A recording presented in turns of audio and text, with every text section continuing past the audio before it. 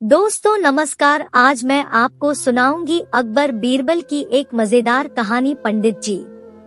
शाम ढलने को थी। सभी आगंतुक धीरे धीरे अपने घरों को लौटने लगे थे। तभी बीरबल ने देखा कि एक मोटा सा आदमी शर्माता हुआ चुपचाप एक कोने में खड़ा है। बीरबल उसके निकट आता हुआ बोला, लगता है तुम कुछ कहना चाहते हो। बेहिचक कह डालो जो कहना है। मुझे बताओ तुम्हारी क्या समस्या है। वह मोटा व्यक्ति सकुचाता हुआ बोला, मेरी समस्या यह है कि मैं पढ़ा लिखा नहीं हूँ। मैंने अपनी शिक्षा पर ध्यान नहीं दिया, जिसका मुझे खेद है। मैं भी समाज में सिर उठाकर सम्मान से जीना चाहता हूँ, पर अब नहीं लगता है ऐसा कभी नहीं हो पाएगा। नहीं, कोई देर नहीं। ऐसा जरूर होगा यदि तुम हिम्मत न हारो और परिश्रम करो। तुममें भी योग्यता है, बीरबल ने कहा। लेकिन ज्ञान पाने में तो सालों लग जाएंगे, मोटे आदमी ने कहा। मैं इतना इंतजार नहीं कर सकता। मैं तो यह जानना चाहता हूँ कि क्या कोई ऐसा तरीका है कि चुटकी बजाते ही प्रसिद्धि मिल जाए। प्रसिद्धि पाने का ऐसा आसान रास्ता तो कोई नहीं है, बीरबल बोला। यदि तुम वास्तव में योग्य और प्रसिद्ध कहलवाना चाहते हो तो मेहनत तो करनी ही होगी, वह भी कुछ समय के लिए। यह सुनकर मोटा आदमी सोच में डूब गया। नहीं, मुझमें इतना धैर्य नहीं है, मोटे आदमी ने कहा। मैं तो तुरंत ही प्रसिद्धि पाकर पंडित जी कहलवाना चाहता हूँ। ठीक है, बीरबल बोला। इसके लिए तो एक ही उपाय है। कल तुम बाजार में जाकर खड़े हो जाना। मेरे भेजे आदमी वहां होंगे जो तुम्हें पंडित जी कहकर पुकारेंगे। वे बार बार जोर जोर से ऐसा कहेंगे।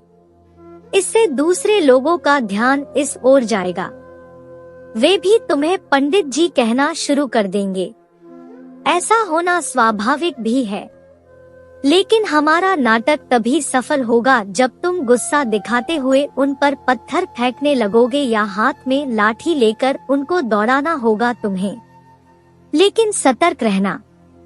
गुस्से का सिर्फ दिखावा भर करना है तुम्हें। किसी को चोट नहीं पहुंचनी चाहिए। उस समय तो वह मोटा आदमी कुछ समझ नहीं पाया और घर लौट गया। अगली सुबह वह मोटा आदमी बीरबल के कहानुसार व्यस्त बाजार में जाकर खड़ा हो गया। तभी बीरबल के भेजे आदमी वहां आ पहुंचे और तेज स्वर में कहने लगे, पंडित जी, पंडित जी। मोटे आदमी ने यह सुन अपनी लाठी उठाई और भाग पड़ा उन आदमियों के पीछे, जैसे सच ही में पिटाई कर देगा। बीरबल के भेजे आदमी वहां से भाग निकले, लेकिन पंडित जी का राग अलापना उन्होंने नहीं छोड़ा। कुछ ही देर बाद आवारा लड़कों का वहां घूमता समूह पंडित जी चिल्लाता हुआ उस मोटे आदमी के पास आ धमका। बड़ा मजेदार दृश्य उपस्थित हो गया था। मोटा आदमी लोगों के पीछे दौड़ रहा था और लोग पंडित जी कहते हुए नाच गा कर चिल्ला रहे थे।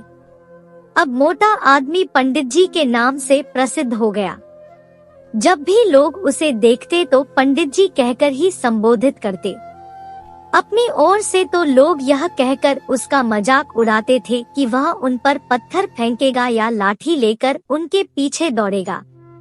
लेकिन उन्हें क्या पता था कि मोटा तो चाहता ही यही था।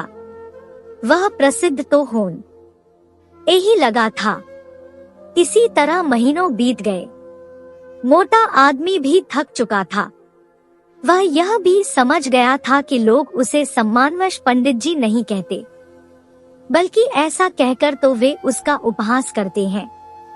लोग जान गए थे कि पंडित कहने से उसे गुस्सा आ जाता है। वह सोचता था कि शायद लोग मुझे पागल समझते हैं। यह सोचकर वह इतना परेशान हो गया कि फिर से बीरबल के पास जा पहुंचा। वह बोला, मैं मात्र पंडित जी कहलाना नहीं चाहता। वैसे मुझे स्वयं को पंडित कहलवाना पसंद है और कुछ समय तक यह सुनना मुझे अच्छा भी लगा। लेकिन अब मैं थक चुका हूँ। लोग मेरा सम्मान नहीं करते, वो तो मेरा मजाक उड़ाते हैं।